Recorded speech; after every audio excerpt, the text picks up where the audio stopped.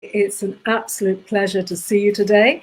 I just want to give you this warmest welcome imaginable to this group this afternoon. I don't know about where you are, but the sun is shining brightly here in Berkshire. So that's nice, because when I left home this morning in Hastings, it was really, really, really rainy. So it's nice to get a little bit of sunshine and some blue skies today. Now, I just wanted to tell you today what we're covering. We've got a slightly different topic, but nevertheless, it's a really interesting one. What I want to talk about today is laughter, and I want to talk about how we can use laughter to massively up-level our happiness, our innate happiness levels, massively increase our innate happiness levels. It's a really interesting thing. The reason I came on this topic, because there weren't any questions in the group. So, I would like to encourage you to leave questions in the group, because, even if it's something really small, even insignificant, you can bet your bottom dollar that somebody else has exactly the same sorts of questions as you do. So never be shy, just jot a question in the group, or as I said on my little live snippet yesterday, I just wanted to say that even if you wanted to ask a really personal question, you can always send me a private message. And if you do send me a question on a private message, I will understand that it's a personal question and you want to remain anonymous. So I'll address the question, but I simply won't mention you by name. The other thing I must say also is that we're using StreamYard, which is a new platform that we've been trialing. It's pretty good and we quite like it. But the only thing about StreamYard is if you want me to be able to see your name in the questions, it comes up for me as Facebook user, just on my little chat box here on the side. But if you want me to be able to see that who you are and that you're in the group, and I can see your lovely picture, your Facebook picture, just above this video, if you look above, it says this person's going live using StreamYard. Click on that link and it will, sort of join your StreamYard and your Facebook together. And then that way I'll be able to see that you're in the group and you can ask questions. And it really is nice. It's nice to be able to see who's here. And I can see a few people coming in already, and it's lovely to see you. Thank you so much. Right, okay. I just want to say that we've already got a question actually from our dear Bianca, who's been a CMA member for many, many, many, many, many years. In fact, Bianca Madison Valletta is a very senior practitioner. She's actually a fellow of the Complementary Medical Association. Bianca says, "Dear Janie, these are such challenging times for all of us mentally and emotionally. I know you have covered it before, but just wondering whether you could add a few words on mental and emotional resilience boosting. Thank you so much. All your advice and support have been invaluable and much appreciated." Thank you, Bianca. Yes, actually, I should say, everybody, Bianca and I were having a chat when I was driving safely with my hands free, just so you know.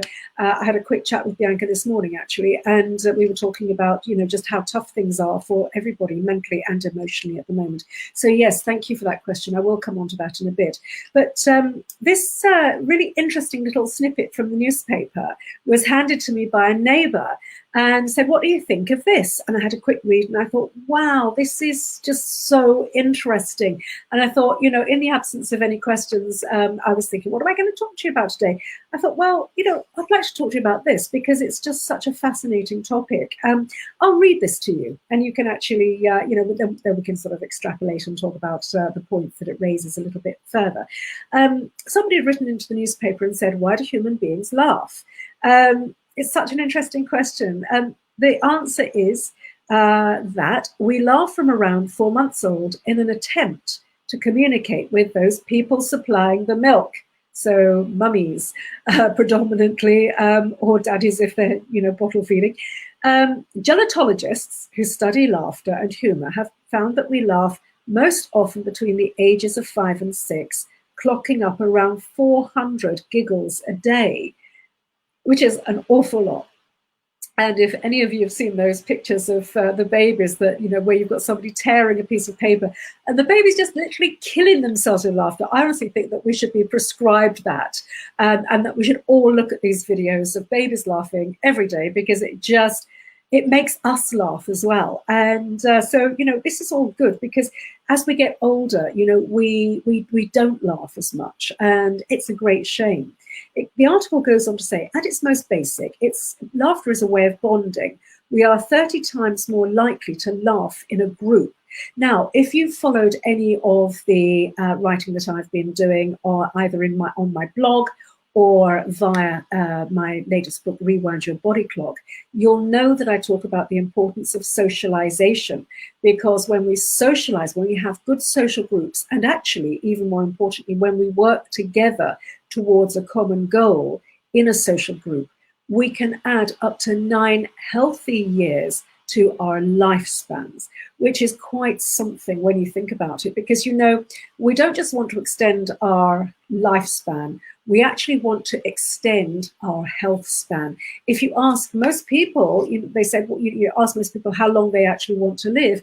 Most people don't really have a set number of years, but most people will actually say something along the lines of, well, I really would love to live to a ripe old age if I'm healthy.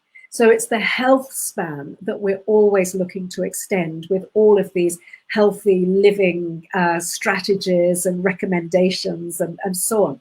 So when we're working together as a group towards a common goal, that can often, often the sorts of groups are church groups, for example, or temple groups, or those sorts of situations where people come together and they're working for a reason. So, for example, in my case, obviously, the CMA is a group. We get on very, very, very well in this group. We're very close knit, very, very close indeed, to the extent where I, really do feel about my co-workers as though they're actually my family. For example, Roberta's been with the CMA for over 17 years now. And really it is that closeness, that close knitness. That's not a word, but it is now, that we actually feel. And, we are working towards common goals, and it does keep us going, even when we're actually dealing with health challenges and all sorts of things that happen, life challenges, health challenges, these things happen to all of us in life, don't they? But, you've got your solid friends there, you've got your wonderful colleagues and so on, and boy, does it make a big difference, and all of that is just doing so much good for us. The other thing that I do, for example, is I'm with a group of dancers. We're all ladies of a certain age, I may say, without giving too many secrets away for the other ladies. You know how old I am. I'm 56. I don't care. Who knows? In fact, I'm jolly proud because, it's a privilege denied to many. So, but, we're all ladies of a certain age, and we all do a particular type of dance called tribal fusion or tribal dance. And it's a beautiful fusion of classical Egyptian dance, classical Indian dance, a little bit of flamenco thrown in, and so on.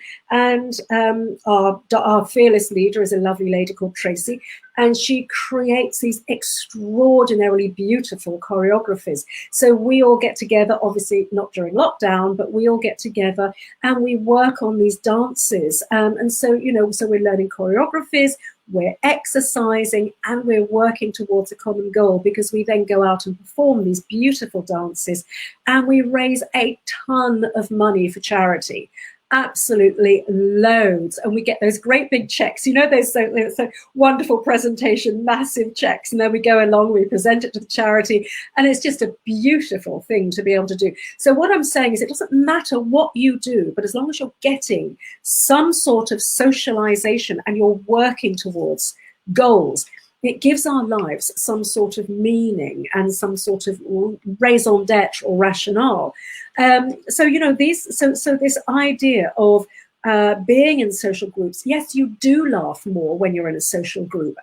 Certainly when, Roberta and Megan and I and Jill and, we're all together, we're just cracking up the whole time. I mean, you'll have seen us on the CMA Expo stands where, we are having a good time, because, it's just a wonderful thing to be doing. And so, you do when you're in a group, so try to get more group. Obviously, again, lockdown is difficult, but if you can do Zoom groups, if you can work with people, get together with people on Zoom groups, this kind of thing is going to be even more important than it ever was, because we're in the depths of winter in the northern hemisphere. We're obviously, those of you in the southern hemisphere, because obviously we've got viewers from all over the world. Those of you in the southern hemisphere, thank goodness, you're now you're sort of you're almost heading to the height of summer. But for us here in the northern hemisphere, my goodness, we're kind of knuckling down now, because we're heading towards the longest night. And that's not that far away. So, the winter solstice isn't that far away. So things are pretty dark and pretty depressing and so on. So you've got to also bear in mind that, we've got to not just do our, mental, emotional care, self-care. We've also got to remember that, for those of us who are predisposed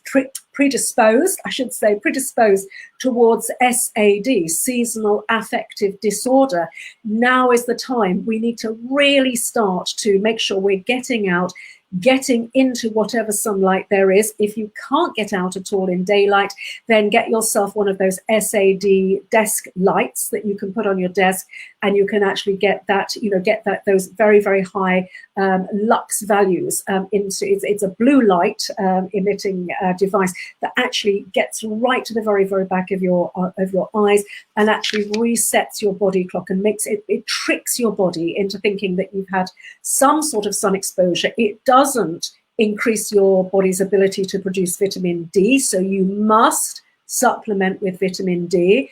Absolutely crucial for all of us, regardless of where we live, because those of us in very hot countries tend to be slip, slap, slop, as they say down in Oz, which is slip on a t-shirt, slap on your slip, slap, slop. So slip on a t-shirt, slap on a hat, and slop on the sunscreen. So you're getting very little sun exposure, and probably with that degree of sun exposure, probably quite rightly so. But what it does mean is that a lot of people, even in the sunniest countries in the world, are really, really challenged to get vitamin D. Also, people with darker skin tones also suffer from low levels of vitamin D. Now, vitamin D is crucial for all of our metabolic processes, pretty much bar none. So, it's essential. My go-to recommendation for most people is that you should look for a vegan version of vitamin D.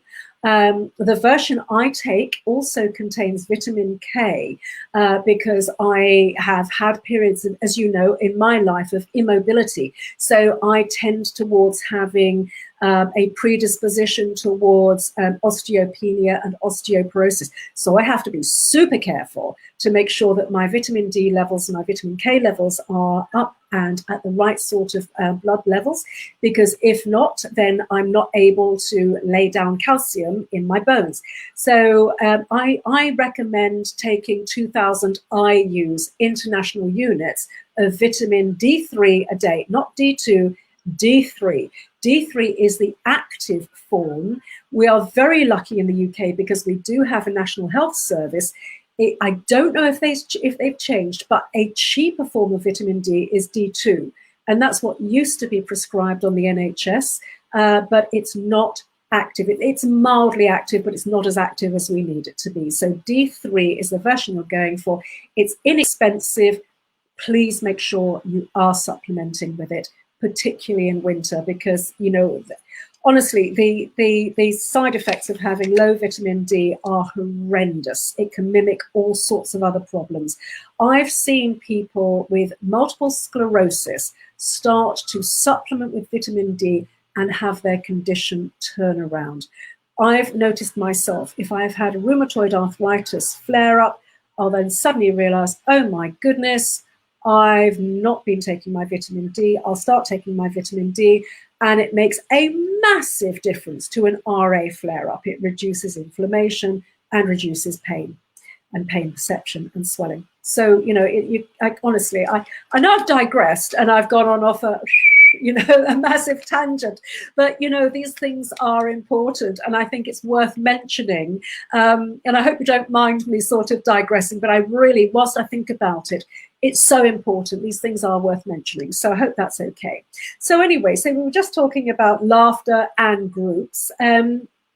Laughter, this article goes on to say, is a primitive sound. In fact, and I thought this was so interesting, apes laugh when they're tickled.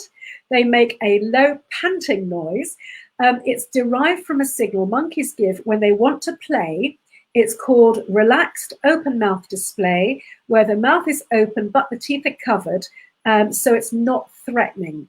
Also, rats and mice giggle and laugh as well, which I think is just really lovely. I love the idea of rats and mice laughing. When we laugh, we release the feel-good chemicals dopamine and endorphins, which reduce stress and can even boost our immune system, as we know.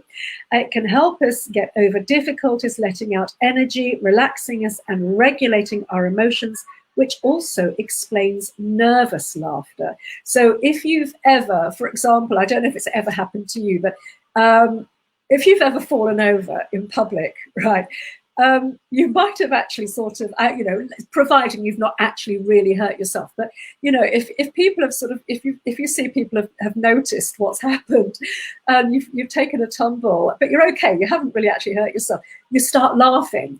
And it's that nervous laughter, because obviously something stressful has happened. Nobody likes falling over. Something stressful has happened to you, but you start laughing. It's that sort of that nervous giggle. It sort of de-stresses us, and that's the purpose of that nervous laughter. Or actually, sometimes when terrible things have happened, you start laughing in a really inappropriate situation, and you think, "Gosh, I must be an awful person." Well, no, you're not. It's not, because you're not laughing because you're an awful person at all. You're laughing because the stress is so much, your body has to do something with that stress. And it's almost a self-care, an innate self-care response that actually starts to, it makes you, it produces that laughter response. I hope that makes sense. Studies, interestingly enough, studies have also shown that couples who spend more time laughing together are less stressed and stay together longer. Well, that's great. So if you've got a partner you can laugh with, and that's very, very good. And I do think, sometimes, people talk about how did he get her, or how did she get him? And they say, he must have laughed her into bed, because that isn't laughter an attractive feature? If somebody can make you laugh, it is just such an attractive feature. And then the person just becomes so compelling, don't they? Because it's almost as if, you get them and they get you, and there's this connection, and it's an absolutely beautiful thing. So what I wanted to say was that the neighbor who so kindly gave me this snippet, and I do appreciate it. It's always lovely when people send me things or save things for me. He said to me, he's an elderly gentleman. He's just well, gosh, how old is he? I think he's coming up for 90 or 91.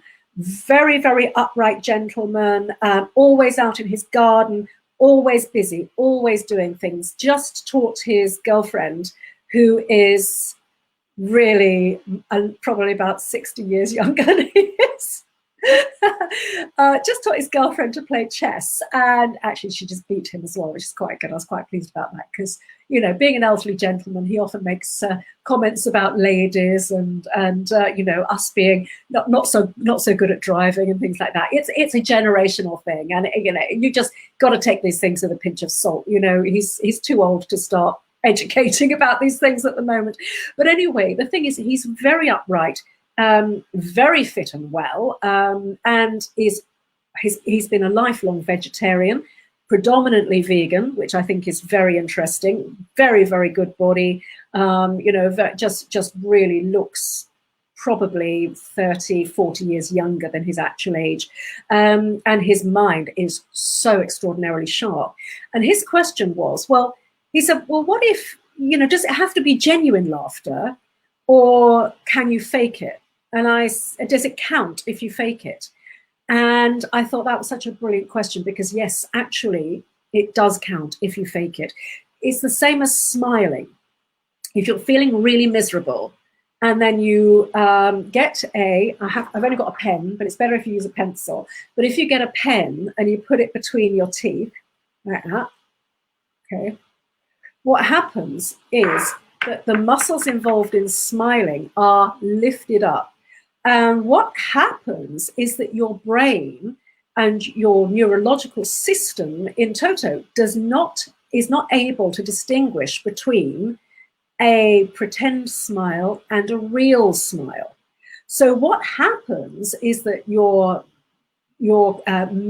chemical messengers, the feel-good chemicals, start to be produced because your brain thinks, well, I'm smiling, therefore I need to start producing the chemicals to match this physiological state. And so if you're feeling really, really down in the dumps, get a pencil, put it between your teeth and hold it there for as long as you can, 20, 30 seconds, something like that. And you will find that suddenly your state has completely changed. Another trick to do if you want to change state is to look up at the ceiling. Because if you look up at the ceiling, and then also if you can sit yourself up straight, put your shoulders up and back and down. So I always talk to people and tell people to imagine your shoulder blades. Imagine tucking your shoulder blades in the back of your jeans pockets, okay? If you do that and you look up, you roll your eyes up and look up at the ceiling, again, that's another neurological trick that convinces your mind and body that you're actually feeling positive, optimistic, and happy. So there are all of these tricks that you can do. Similarly, feigned laughter is another cheap psychological trick, but it works. And so what happens is that when you start pretending to laugh, ha, ha, ha, even though you're pretending, you're starting to produce those endorphins and that dopamine and all of that serotonin that is associated with happiness and joy. So you can basically fake it till you make it. So if you've ever been to a laughter yoga class, and if you haven't been to one, for goodness sake, after lockdown, you must go. Janie says, go to laughter yoga. Honestly, truly, it's the best exercise I've ever done in my entire life. If you've not been to laughter yoga, what is it? Okay, so it's not yoga as we think of yoga, as in, strike a pose, asanas and breathing exercises and meditation and so on. There are certain elements of that, but Roberta's just said, I love laughter yoga. What you do in laughter yoga is that you start by doing fake laughter. And so there are certain exercises that you do, for example, like you go, ha, ha, ha, he, ha, ha, ha, he. And then you start clapping low, clapping high. So you're also getting body movement into all of this as well. And then you start walking around the room, you start pulling faces at people. And so all of this at first feels very, very forced. And you start, if you're a self-conscious person, you could feel quite self-conscious. But my recommendation is push through. Just think everybody's in the same boat. Everybody feels self-conscious because we're forcing the laughter to begin with. Okay, so that's thing one. But what then happens is that you get more exercises, like you then do a walk around the room as if you're walking through treacle, and then I'm trying to think of some of the other exercises we did. But the point is, afterwards, it doesn't take long. Minutes, in a matter of minutes, you are then genuinely really laughing, mainly because of the ridiculousness of the situation, which is just fine. It doesn't matter why you're laughing. You are genuinely laughing because it really is actually very, very funny. And of course, as we know, laughter is infectious, isn't it? So, the point being that if you can get to a class, I have to say, when I finished that first ever laughter yoga class I did, I felt that every cell in my body was buzzing. I was tingling. I could sense every cell in my body absolutely tingling.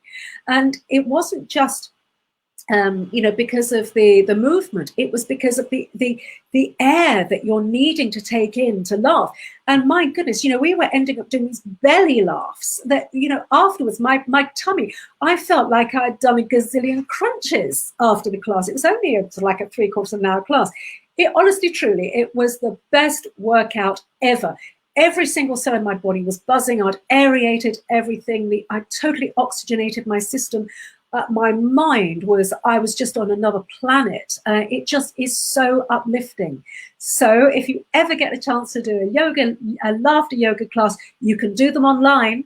And go online because and just Google laughter yoga, because it was set up by an Indian yogi who's also a medical doctor.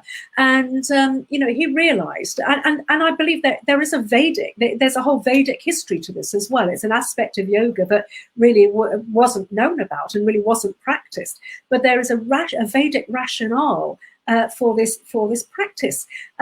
Roberta's just said it's a great way to get to know people a bit too. Yes, it is, absolutely. When I did my retreat in Spain, we did a laughter yoga session because it's very, very easy to learn and it's very, very easy to teach other people.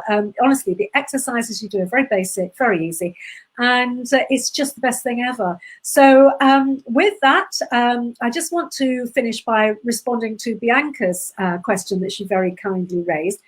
So as I said earlier, Bianca said, these are such challenging times for all of us mentally and emotionally. I know you've covered it before, but I'm just wondering whether you could add a few words on mental and emotional resilience boosting. Thank you so much. Right. Yes. Mental and emotional resilience. This is such a crucial topic, now more so than ever. What we're doing in the Complementary Medical Association is that we have launched, and we launched it yesterday in the CMA newsletter, we launched the CMA Mental Health Initiative because we realize so many people are struggling at the moment. So the first thing that we sent out yesterday is this absolutely beautiful gratitude journal. It's not exactly a normal gratitude journal. It's based on robust scientific research from the Greater Good Science Center at the University of California, Berkeley College. These are the world's leading researchers on positive psychology, and they have a wonderful process that they have researched very thoroughly, and it's called 3 Good Things. 3 Good Things is an exercise that you do at the end of the day. And so we've created this journal for you to be able to print out and write out your 3 good things. We include all of the instructions for you. And it's a very, very beautiful thing to do, because not only does it make you appreciate the day that you've just had, when you look back on these beautiful things that you've written about, and you know, we teach you how to bring in all of the sensory cues, all of the things that you experienced in that day. It made me feel like this. I saw this. I heard this. So all of these sensory cues are what you'll be able to look back on as you've written it all down, and it then reinvigorates all of those feelings for you again. And by writing these things down, what actually happens is it starts to repattern your neurology. And due to this extraordinary phenomenon of neuroplasticity, what happens is your brain starts to repattern itself, different neurological connections grow, synapses grow closer together, and it makes it easier for our brains to be able to facilitate more positive thoughts, which of course leads to greater well-being overall. So if you didn't get a copy of that, then please just let us know. We'd be more than delighted to actually post a link for you in the group. And it's on the Complementary Medical Association homepage. If you look at our COVID resources right front and center at the top of the CMA homepage, you'll find it there. And my goodness, it's a beautiful, beautiful journal, because Megan has taken time to design it, and it is gorgeous. She's done such a beautiful job. Megan is just fabulous at these things. So Thanks, Megan. You're such a star. We do love you dearly. So thank you, everybody. If you've got any questions, leave them for me under this video. Remember, please, next week, same time, same place, please let me have your questions ahead of time. It really does help me. Remember, I'm happy to take questions that that I can anonymize. I don't have to, if it's something personal, I don't have to actually mention you by name if you want to private message them to me. And I just want to thank you all for tuning in today. It's just always such a privilege to be with you and to hopefully share a little bit of information that's useful. For those of you who are practitioners, I'm going live over in the Janie Goddard Masterclasses group at 4 p.m. sharp. So again, if you've got any questions for me on growing your practice, surviving during COVID, from a financial, from a business perspective, or what have you. If you've got any questions about setting up courses, training courses, that sort of thing, is a way of adding another string to your bow, please just drop me a line over at Janie Goddard Masterclasses. I'll see you in there at 4 p.m. Lots of love to you all. Big hugs from me and the CMA team. Lots of love. Bye.